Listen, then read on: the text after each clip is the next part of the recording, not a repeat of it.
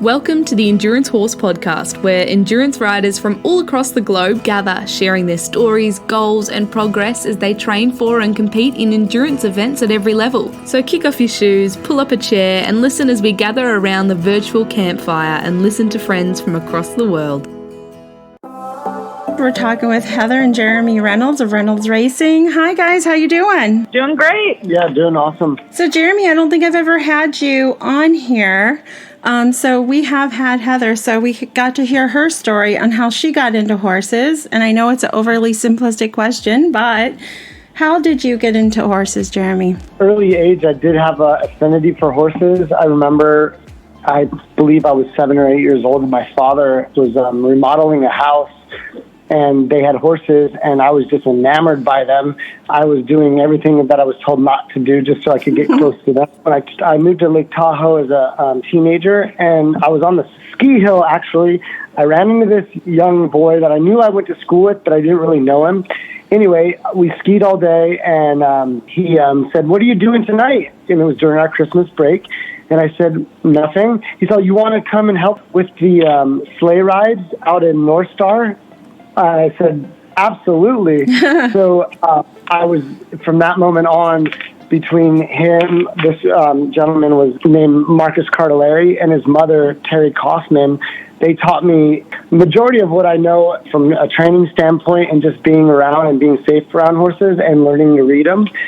That's how I got into horses. Thank God for people who are willing to share their horses, right? Yeah, absolutely. Yeah.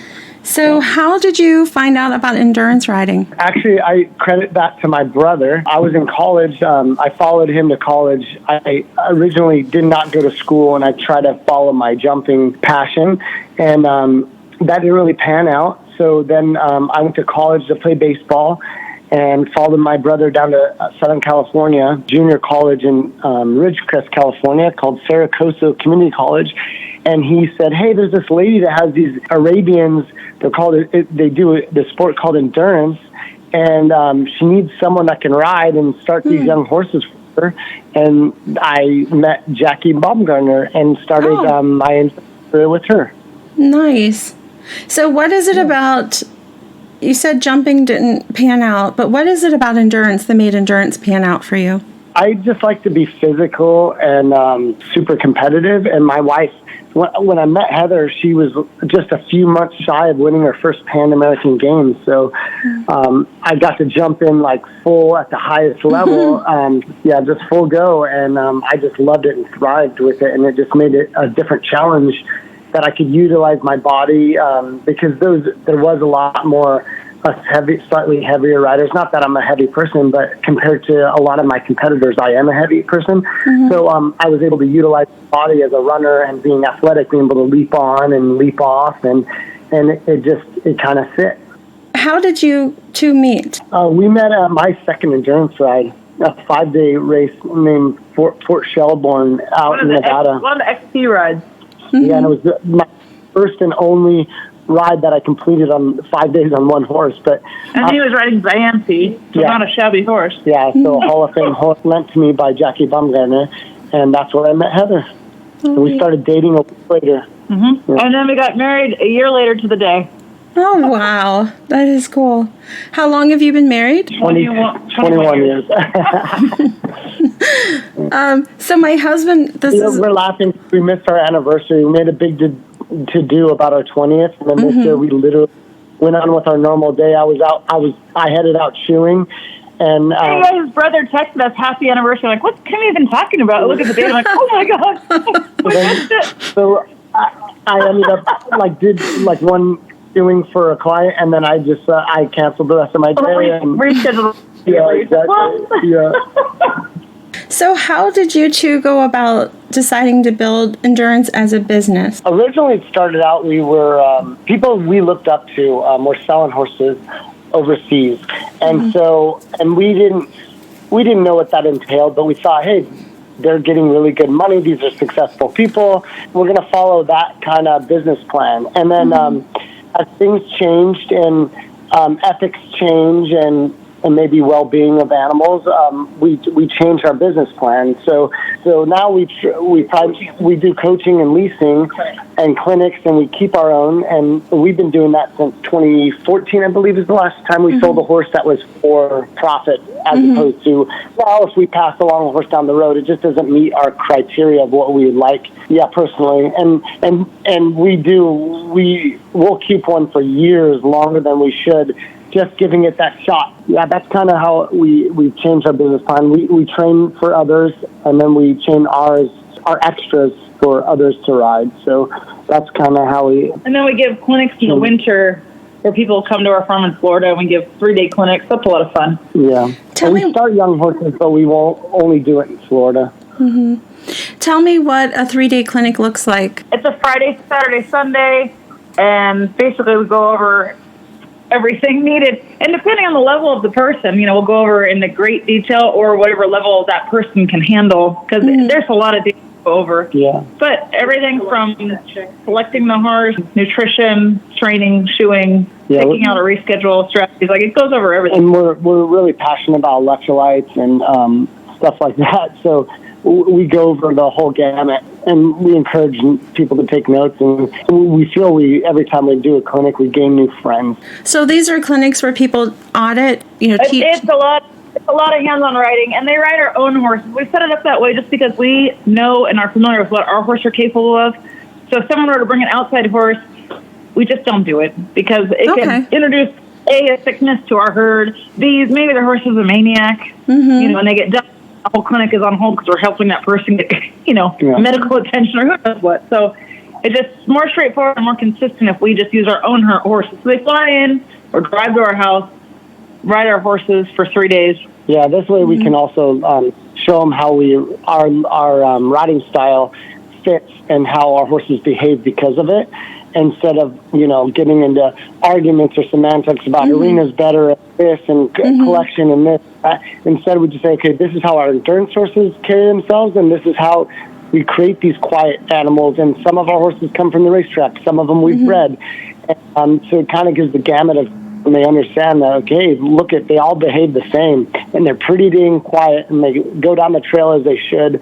And we kind of just, how we get them that way and just have fun and encourage just to get out there and do it. Do you take a certain number of clients to Tevis, and did you this year? And do they ride their horses or do they ride your horses? We had both of that happening. So we had 7 horses start, 2 people on their own horse that we've been training for the whole season, and the other 3 riders rode our horses that we leased. So we had 7 at the starting. And it was kind of fun this year because we had 3 homebreds, which was very rare for us because we don't really call ourselves breeders, but we have bred a couple of our really nice mares over the years. So it was really fun to have 3 homebreds do the race. So how does that look if somebody wanted to become one of your clients? How does that look for them to contact Reynolds Racing and say, either A, I have this horse that I would like you to condition and train and bring up for me, or 2, I don't even have a horse right now that client. What does that look like? How does that go? Yeah, so as far as sending a horse for training, that's very straightforward. You would just contact us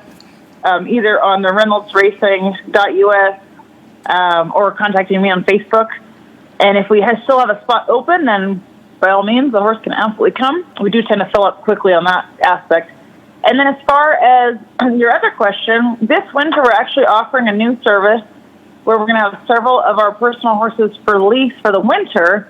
And what we're going to do is the horse will stay with us, and the client would cover the training bill on that horse as if it was a horse that they had sent to us for training. And we will prepare the horse, deliver the horse to the endurance ride. It would still be under our care. The person simply arrives, do the endurance ride, and then they can go back to wherever they've come from. And most of the rides throughout the winter, they would be able to ride with us through the ride. Not every single one of them, but several opportunities to do that. So that should be pretty fun.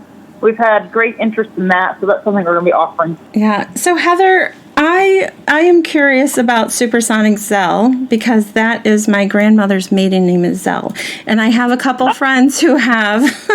They are related. Okay. So I have a couple friends who have Zell horses. So I would like you to tell me about Super Sonic Zell. Yeah, so Sonic came to us from Tenny Bluen out at SoCo Endurance in Colorado.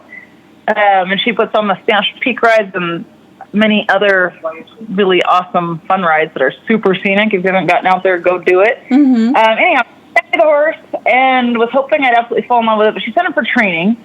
It was a secret mission of me falling in love with him, and I did fall in love with him. But at the time, I just had too many horses, and she offered him to me for sale after he spent the whole winter in training with us. And I just couldn't buy him at the time because I wasn't willing to get rid of one of my others, and I needed to reduce my number. So I regrettably had to back, and she was so generous. She had offered me, just make me an arrangement, like, in other words, she was implying, just say you'll keep him and race him and send him back when you don't want him. You're like, you can't want him from there. And I couldn't. So I sent him back.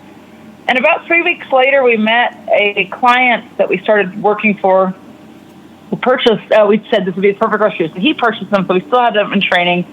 And then after about a year, that arrangement wasn't working out. We sent that client away. And then that client couldn't find someone to train his group of horses and sent them to a trainer in Texas who, it went downhill from there. And long story short, they all ended up at an auction for back training board, basically, because that client didn't pay the trainer. So that's how I then ended up with Sonic again. So now I've known Sonic for 4 years, and I've been riding him for 3 seasons. And he's kind of a skeptical horse. And when he makes decisions, whether they're correct or not, they're made explosively at times. And so my Cougar Rock picture of going back down the rock was one of those decisions. But I don't know if you saw that picture or not. Someone sent it to me, and I was like, I didn't know. We were up at the EAA actually that day, and I had no signal and wasn't following anything. And I wasn't going to bring it up unless you did. So yeah. What was he was going up? I was alone, riding alone, and I thought, I really want a picture on this horse. I really love this horse. I want a picture on him. And we're alone, and he's so quiet and listening beautifully. I'm going to ride him up the rock. So I made the decision. Was basically at the last giant hop of the rock, and I hesitated to tell him, okay, wait, this is the best way to situate yourself, to aim him. And as I hesitated, 5 horses went around the bypass. And Sonic thought, oh, you're just lost. You're hesitating, and they're going the correct way. And right when he had that feeling, I told him, no, go. So I kicked him, and he exploded up the rock, big leap. And when he landed at the top of the rock, his hind end slipped under him. He was going to have the choice, flip over backwards or turn and leap back down. So he chose to turn and leap back down, which was the better of the 2 choices. But I've never yelled a profanity as loud in my life as right then. So he leapt, and all I saw was the sky, and I thought, oh wow, I'm going to die today. And then when he landed, he kind of had to land and shift quickly to the left because we were going to hit into that big rock outcropping. And so I felt that if I corrected myself, I would have pulled him over. So then I ejected. And so, yeah, that was our day. And then I yelled to the lady who directs traffic. They're like, grab him, because he was going to go around the bypass and just leave me there. So she grabbed him. And then I asked the photographer, I'm like, how did he land? Was he okay? He goes, no, he landed beautifully. I'm like, okay, good. So, and he never bobbled. I mean, he was perfect all day.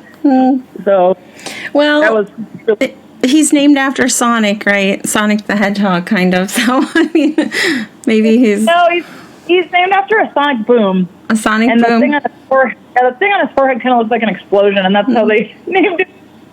Well, he made a dramatic move to live up to a dramatic name, I think. I don't know. You're the only person probably that has that photo, and good job, getting it down there safely. Yep. I think I'll get it blown up. Yeah. For our first Cougar Rock picture. Yep.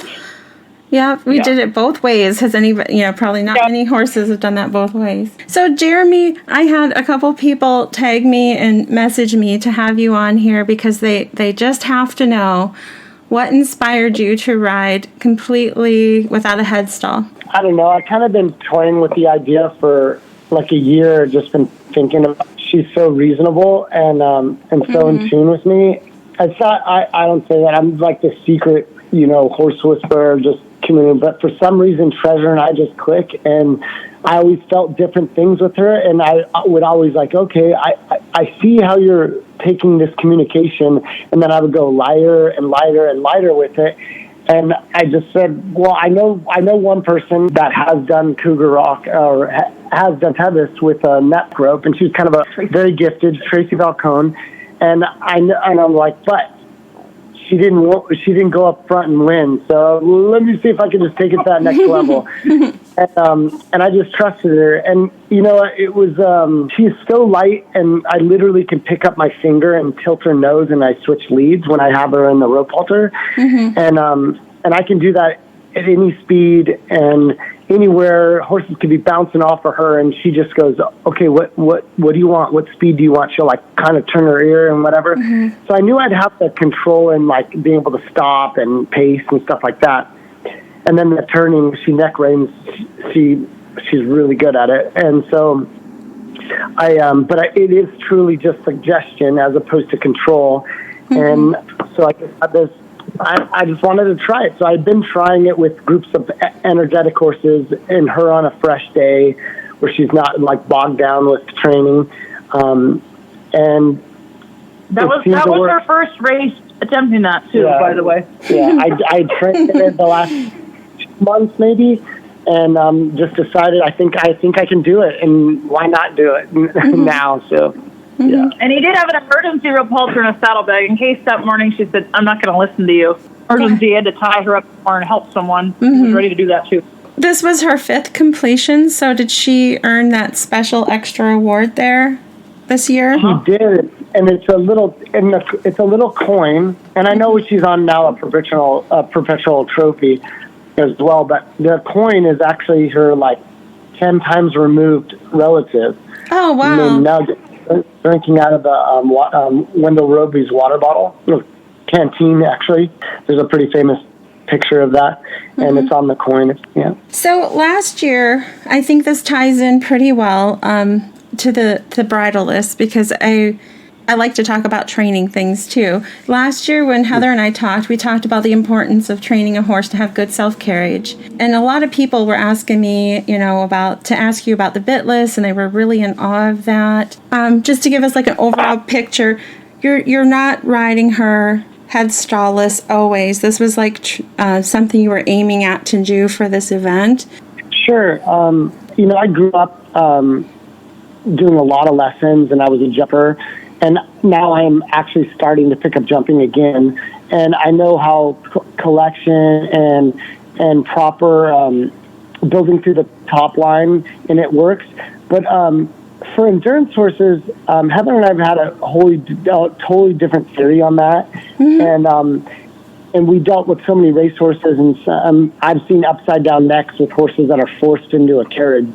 And so we try to go in their free flowing movement. Now, if we have a horse that comes to us and has an upside down neck because it's been bracing against a running martingale, or most of the time that's why I see the upside down neck is bracing against a running martingale, or just racing against the bit, pulling against the bit the whole time. And so we teach horses to be on a loose rein the entire time, and in neutral position, so that their neck is kind of reached out like normal, like you would see a horse wild. And through proper movement in their trot or canter, and not putting pressure on their head, they start carrying themselves in that correct way, and then their neck starts leveling out. Now, there are some horses that they're kind of almost like runaways and stuff, but if you actually learn to give them their head and just play with your fingers and never pulling both reins at the same time, I just kind of tickle their mouth when they're kind of getting inverted when they first come to us. But I never try to pull on both reins at the same time. And then we set them up to travel in a line, because they are a herd animal. They like to travel in a line. If we have horses that are racy or something like that, we just go head to tail, and we learn where they're better positioning in the group, so that we can get them calm, so we don't have to keep checking them and half halting them and stuff like that. And then we find that they just start developing that. And then we do a lot of cantering in Florida, and we do a little bit in California. But I think that they build that top line if they're not pressure, where they're, arching their back and whatnot. Because I've seen beautiful drop horses do amazing things, and their top line to me is weak. They're they have a slight sway back and stuff like that. And and they're going for a different movement sometimes. And and all our horses, when they're with us long enough, we have to have flat treed saddles because they cannot have any bit of rocker to them because their backs start developing so flat and strong. And that's just from that freedom to travel to where I believe nature intended. And I have nothing against all the arena stuff, and I know there's times that we do that, and we teach collection and when a horse is in a certain way, but we found that more freedom and traveling in that level headset without pressure, that they start developing way better through the top line. And then I feel like I have a little bit more control with my legs, and they feel your body positioning around turns and whatnot. So that's just how our take is on it. I think, Heather, last year you mentioned that you do some strengthening exercises that would normally be in an arena, but you do them down the trail. So you do, you work on your lead changes down the trail, and you do like leg yielding down the trail. And is that partly to get that horse working from the hind end so that they have that stronger top line and that stronger back and that connection, like that drive from behind? Yeah, absolutely. And we also found that you could school them a lot in the arena, and as soon as you left the arena, you had to school them again. Like, it didn't translate. So for us, since we're not going to be showing them, decided that we could teach them the skills that they would be doing in the arena, but out on the trail, so it applies directly to what we're doing right now, rather than having to do it twice. Jeremy, you mentioned riding in a martingale, and we're not picking on martingales at all, but does that tend to, with that upside down neck, upside down top line, does it tend to be a danger area where if you're riding in a martingale a lot, that the horse starts to be heavier on the forehand, not moving through their hind end, and then they get kind of inverted that way? Or what is your take on that? Yeah, possibly. I don't usually see that will transfer 100 to the heavy on the forehand, but I do avoiding the pressure, that constant pressure. And people, a lot of people, they don't think they're pulling on the horse, but they are, and they're balancing off they start balancing off their hands and not really knowing they're doing it. Yeah. That's why you'll see my reins flapping constantly. And I know, like, when I go in the arena and I get proper lessons on my jumper, I have to fight that because that's not the way they want you to be in the bridle, and the horse kind of almost not leaning on the bit, but like you're kind of holding them together a little bit more and with that contact. And I feel like I don't feel that's really beneficial for the endurance horse. And, I've argued with a lot of good friends about it, and that's fine. And when we go to a race where the horses aren't used to 100 horses around them, those guys that are using the martingale most of the time, they're fighting their horses, where my horses are not after a mile or so. They're back. There's occasional, we'll have clients and they feel naked without it, so we'll put it on for the first loop, and our horses will go in at 5. And a lot of time I see running martingales not properly used, where to me I don't ever see if you're using one collection on it, I don't see the angles correct, so I don't think they're using their top line properly, because they're just breaking at the pole or mid neck, depending on the horse. And I just don't think it's a fluid motion all the way through the body. And I feel like just having them listening, getting them to be loose and level-headed, how the nature intended is the best way to go down the trail. And you'll see our horses' necks all are beautifully put together, and some of them will go beautifully in the arena, and you can get gorgeous collection. And then we're like Treasure, the arenas are too small for her stride, and I tried doing lessons and do stuff with her, and she'd get so frustrated because she couldn't slow down, and the trainer would be like, "Why are you going so fast?" I'm like, "This is just how she wants to naturally move, and why am I going to stop her from doing that?" And where she dislikes it, I'm shortening a stride that I want in her everyday conditioning and racing. So I get torn by some of that classical training, and I don't see a problem with it, but I feel that it doesn't reflect itself on the trail as some people are hoping for, because the trail is just so different, and that attitude, the energy with all those horses around, it's just a different thing. And we found that less pressure is better, and and that's how you get them quiet and placement in the herd, going down the trail, and knowing how your horse likes to be. Does it like to be a follower? Does it like to be a leader? Can it be in the center?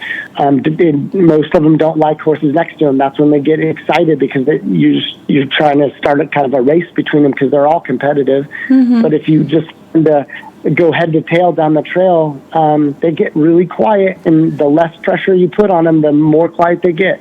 Our goal basically is to be on the buckle and only pick up context when you're telling the horse something, and then we let go again. And then, as long as you're not balancing with your hands and it's not a bunch of white noise background, jacket in their mouth, they really listen. Oh, she's telling me something? Okay, the command is over. And they go down the road. And as soon as you pick up the rein again, like, oh, she's telling me something, and then you'll release again. And they get really attentive when you're not just constantly in their mouth, or it's just they drown you out. I was just thinking, possibly just Treasure knows her job, and she has become very efficient in what feels best to her. And so, if you're in an arena saying, no, you have to collect, for whatever reason, and she's probably saying, no, I know better. This is my efficient way of moving, really. Yeah, sure. Yeah, and her daughters, but all our horses have taken that approach, and they're awesome. And then we'll every time we have someone new come lease and they're not familiar, and they're constantly holding on to the reins with pressure, and we're just like, you gotta give up. You gotta learn that as a crutch, because